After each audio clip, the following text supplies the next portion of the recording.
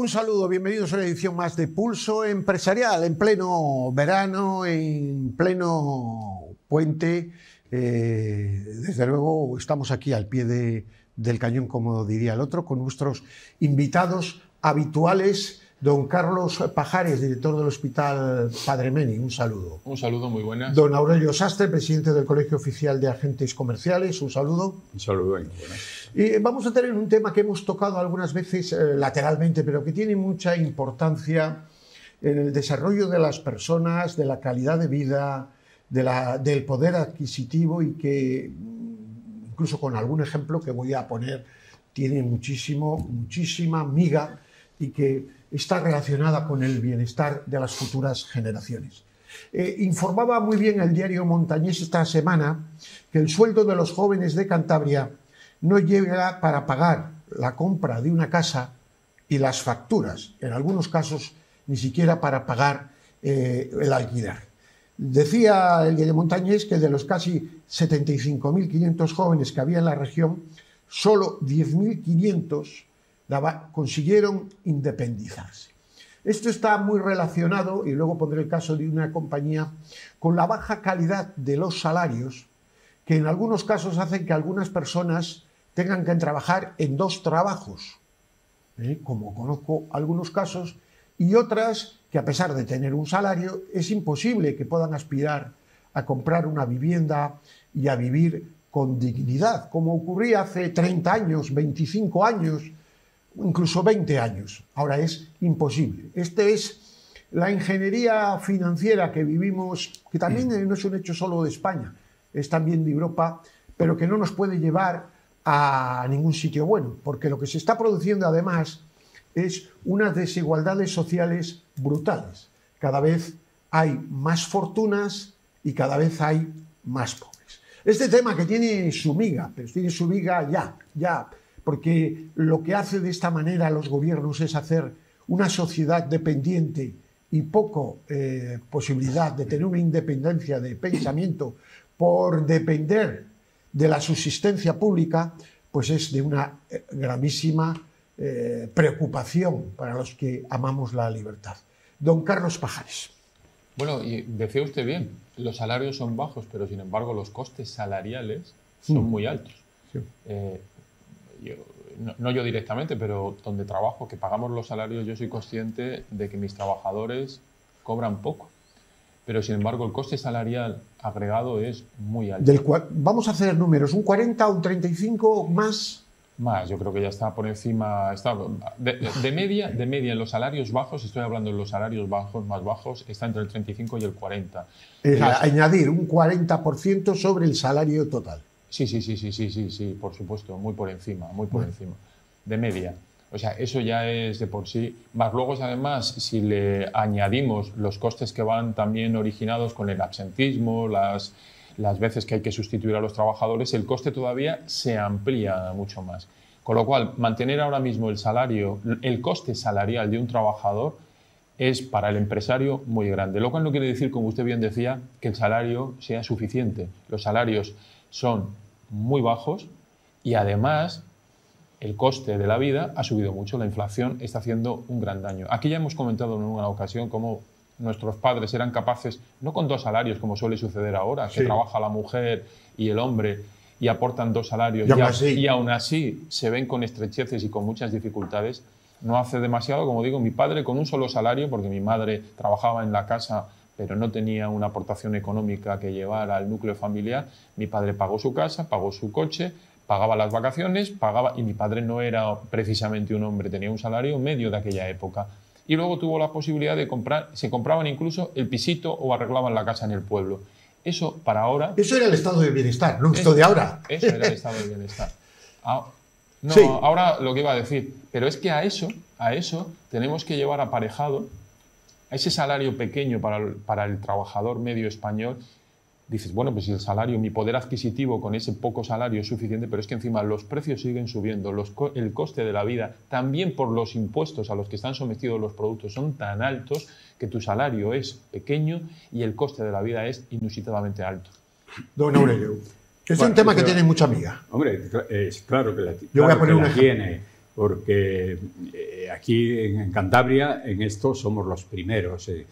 Somos los salarios más bajos de España, son los que tienen los jóvenes. Los terceros, pero, sí, los terceros. Pero es que también la empresa de Cantabria también está en una situación similar.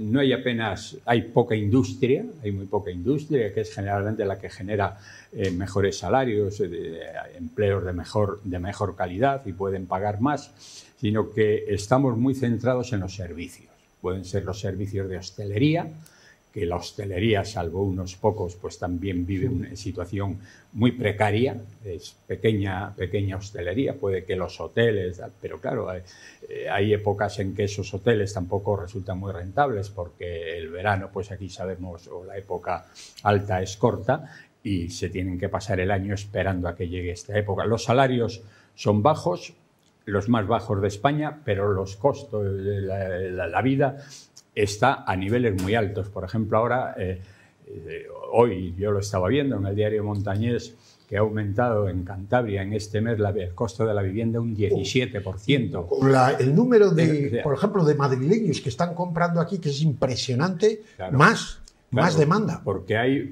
mucha... Que es bueno, pero claro, tiene también sus problemas. Sí, tienen sus problemas porque la vivienda pues, es un elemento fundamental para la familia y resulta que y para los jóvenes, y el acceso es prácticamente imposible.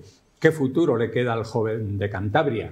Pues al joven de Cantabria, y más si está formado, si es bueno, pues los clásicos trabajos de camarero y esto, pues aquí los pueden más o menos conseguir. Pero ¿qué trabajo le queda a la persona formada, al universitario? Pues mire usted, muy a pesar nuestro, tenemos que recomendarle que se busque la vida fuera, que se busque la vida en otros países, porque aquí es prácticamente imposible, ¿no? Ve usted declaraciones hace unos días, pues, hablando del problema de la vivienda, de las dificultades que tiene el joven para acceder a ella, donde efectivamente el 50% del salario se lo lleva solamente el alquiler de una habitación, pues hablaba una chica que es ingeniero en telecomunicaciones y vive esa situación precaria. Claro, ese mismo nivel de una persona ingeniero con esa formación, ingeniero en telecomunicaciones, en cualquier país de la Unión Europea puede multiplicar el sueldo por 3, por 4 o por 5 de lo que gana aquí. Entonces, criticamos cuando la gente se marcha, pero ¿qué forma de vida tienen aquí? Y es que hay, don Gervasio, un desprecio absoluto de los políticos por la sociedad. La sociedad civil no es ni respetada ni considerada. Los políticos están ensimismados, mirando su vida, mirando sus formas. ¿Cómo quieren arreglarlo y motivar a la gente? Pues dando 200 euros para que los jóvenes se saquen un carné. ¿Qué le puede resolver eso, no? Y yo voy a poner usted hablaba de Cantabria, pero yo creo que el problema que también traspasa nuestras fronteras y es general. Y voy a poner un ejemplo que me contaba esta semana un trabajador de handling. Handling es la asistencia en tierra a los aviones de Iberia. Es decir, que lleva muchos años. Iberia ha pasado todos esos trabajadores a una compañía nueva, pero que es asimismo el 100% de Iberia, respetando todos los derechos laborales de los anteriores, unos salarios francamente buenos, con un buen convenio, billetes gratis, una serie de billetes. Pero ahí está la ingeniería social. Los nuevos que entran con salarios mileuristas.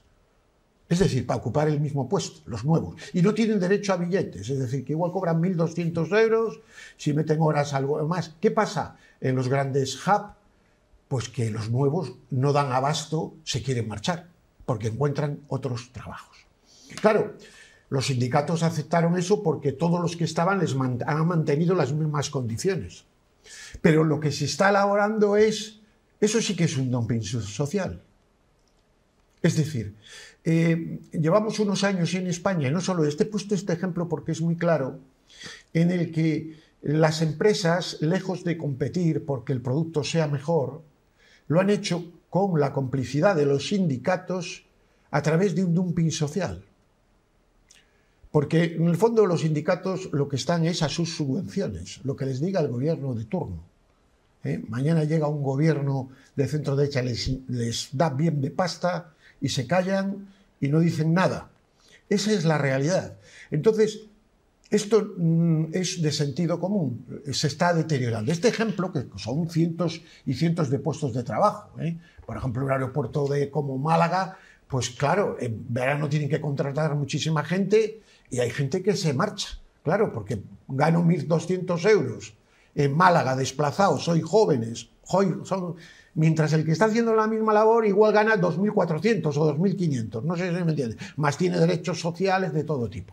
Este es un dumping social, esto es hacerse trampas al solitario y esto hay muchísimas empresas de servicios que lo hacen. El modelo que estamos implantando, que yo creo que tiene su parte, o tenía su parte buena en lo que es la definición, pero la implantación al final está derivando hacia otro tipo de sociedad, es una población con un ascensor social que ya se ve muy limitado, trabajadores por cuenta ajena a la mayoría, grandes corporaciones que son las que ganan mucho dinero, y luego una gran masa de trabajadores que se nos garantiza la educación, la sanidad y un salario que te da para vivir poco más. Ya no existen grandes diferencias salariales entre los empleados. No existe la posibilidad, como antes, que uno con esfuerzo podía invertir en su propio negocio. Eso cada día va desapareciendo. Las inversiones en los negocios, con las trabas administrativas, con los costes, son prácticamente imposibles para el común de los mortales. Y lo único que van a quedar, y cada día quedan más, son grandes compañías, que son las que mueven el dinero, y luego una gran masa de asalariados con un ascensor social muy limitado, que te puede, ser un cargo medio en una empresa o alto, ganando un poco más que un cargo bajo, pero sin posibilidad de pasar de ese ascensor. Y ahí es donde estamos, en esa trampa en la que se nos garantiza, pues lo que decía antes, una sanidad pública. Es mentir el estado de bienestar. Estado de bienestar que es más listas de espera, más burocracia. Es decir, hemos mejorado en todo esto porque dicen que los derechos sociales, luego vamos a tocar, es una gran mentira. El estado de bienestar... eso es una palabra lo que hacía, mentirosa. Por eso digo que en su génesis no estaba mal. El estado de bienestar lo que te hacía era garantizar un mínimo. O sea, tú como ciudadano sabías que tenías un derecho a una educación mínima, a una sanidad mínima, que garantizaba que pudieras vivir. Pero luego tú podías, con tu esfuerzo personal, innovando, invirtiendo, podías ser capaz de salir de ahí y conseguir más cosas. Esa capacidad se está perdiendo, la estamos perdiendo. Don Aurelio, ese ejemplo que he puesto. No, es cierto, ¿no? Se habla del estado del bienestar, del bienestar de unos pocos. Pues claro, es que hace unos días yo estaba viendo las declaraciones, no sé si era el consejero de Educación, creo que era en Andalucía, del Partido Popular, y se quejaba amargamente, yo creo que hasta se le caían unas lágrimas, de lo mal que lo pasaban para llegar a fin de mes los políticos, los consejeros y los diputados. Era el presidente del Parlamento de Andalucía, creo. El presidente del Parlamento. Sí. Bueno, era el presidente del Parlamento. Ahora lo tenía. Que digo, bueno, pero a este hombre no le da vergüenza decir que lo había propuesto a la mesa, que lo iba a proponer, porque no había derecho a que esos políticos, los pobres con salario de 60, 70.000 euros, que las dietas no les alcanzaban. Decía que es claro, que las dietas no les daban casi para comer.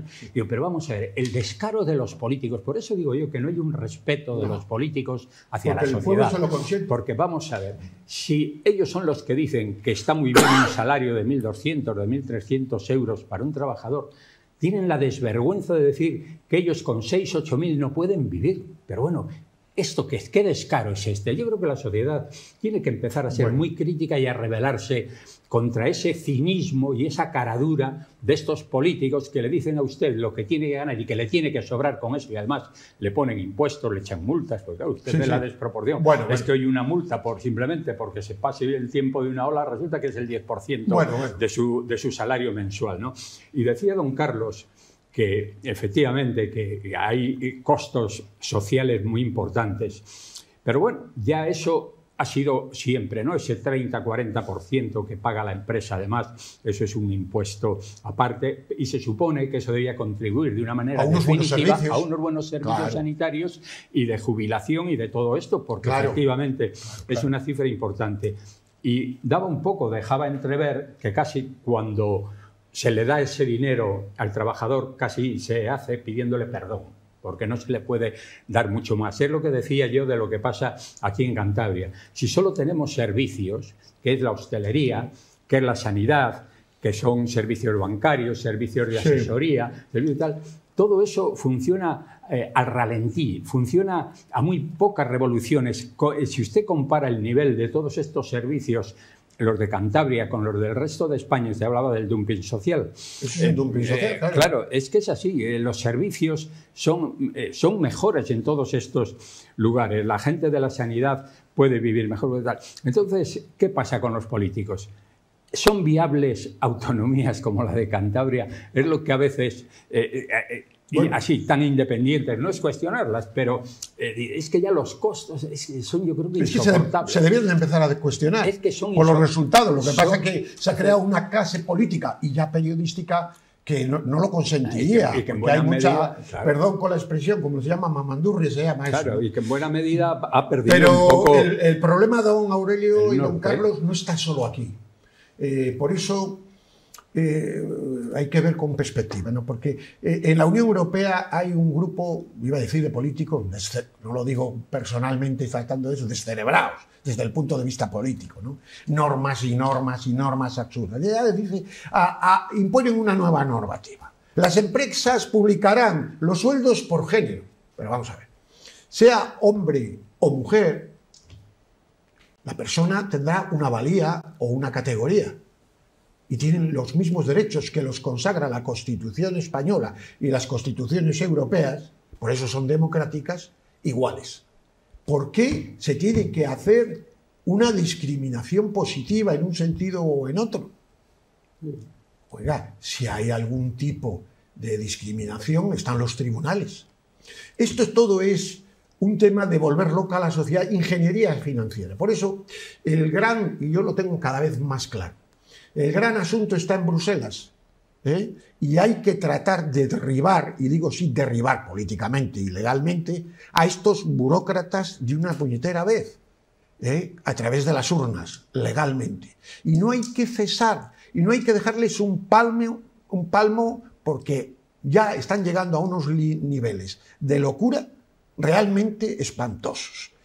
Porque eso lo que hacen es complicar la vida de las empresas. Lo que hacen es destruir amistades. Lo que hacen es crear diferencias.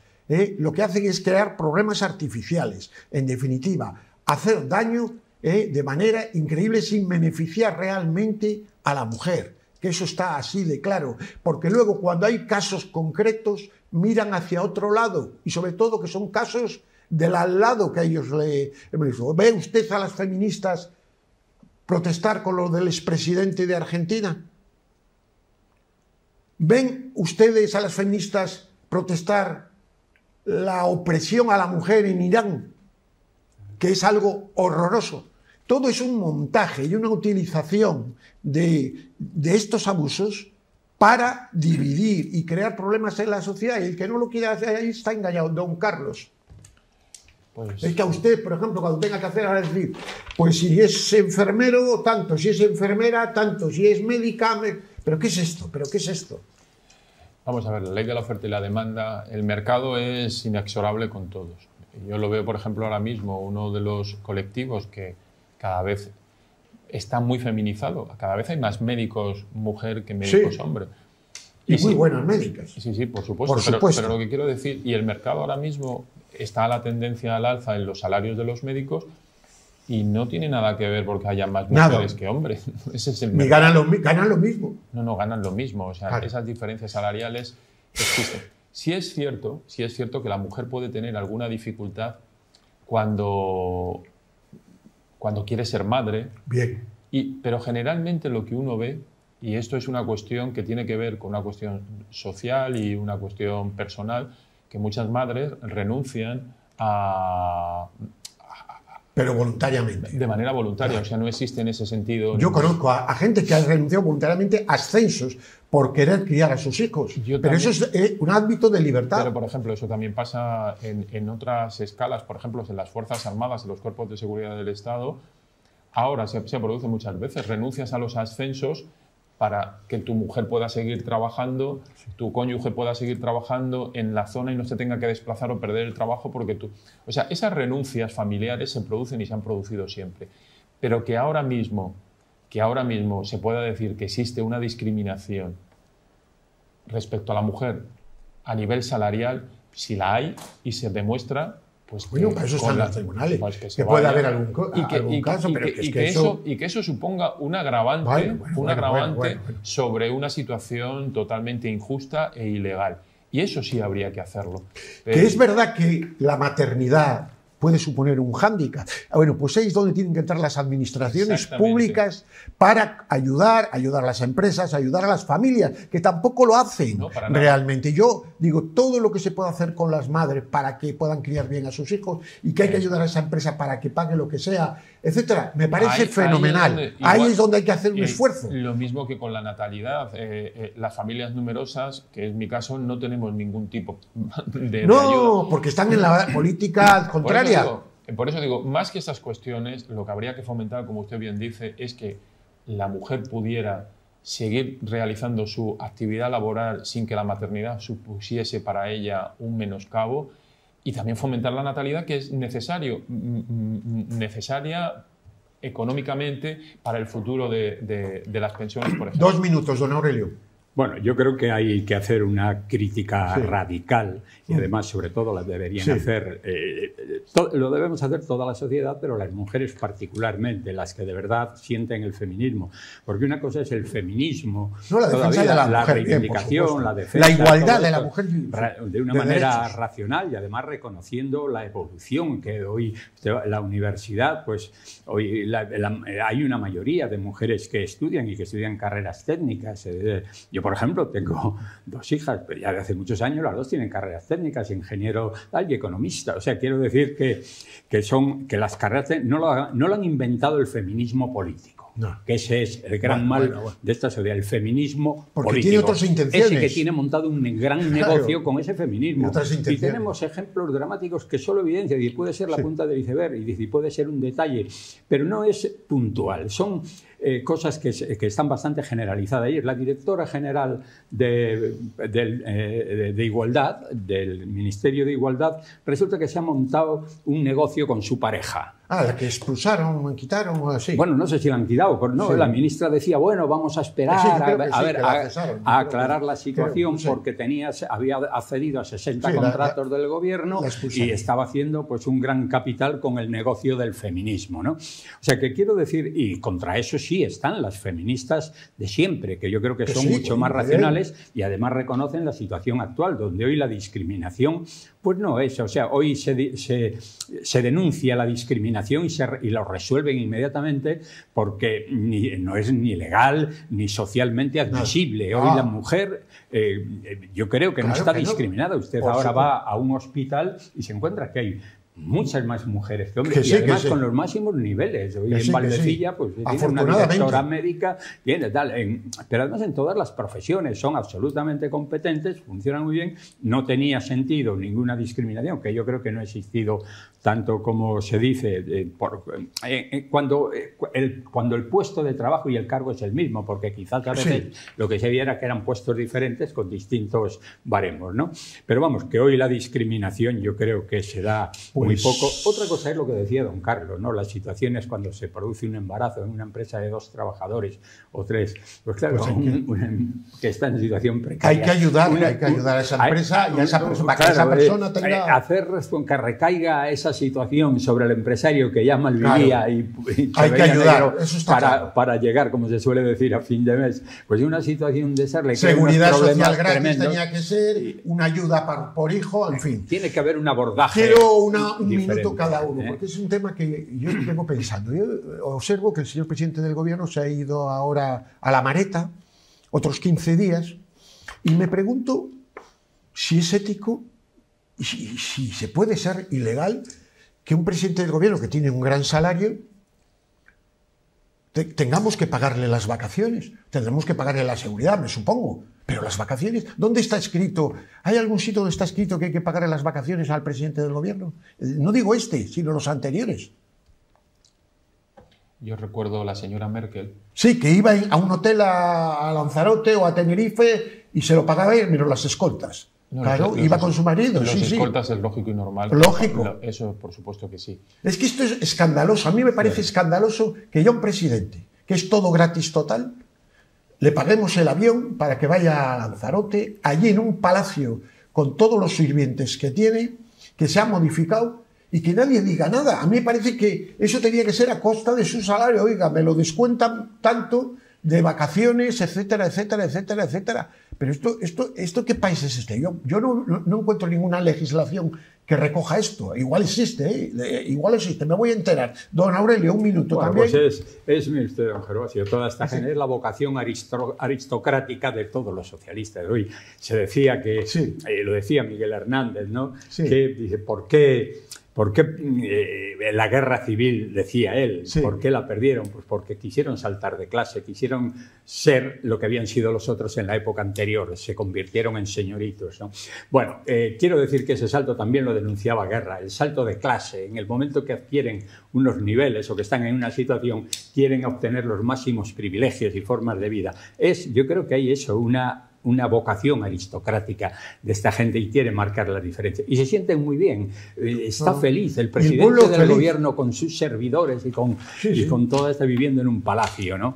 Y eso, ¿qué tiene que ver eso, don Gervasio, con el socialismo y con las formas de vida de una sociedad? Pues hoy el socialismo se ha convertido en una especie de esperpento. Son privilegios. Dependiente de Soros, de todo lo que sea romper tradiciones. Vamos, es que cualquier parecido es mera... Es abuso de recursos. La próxima semana estaremos, si Dios quiere, aquí con todos ustedes con más temas a pesar del verano. Don Carlos Pajares, muchas gracias. Don Aurelio Sastre, muchísimas gracias. Paz y bien.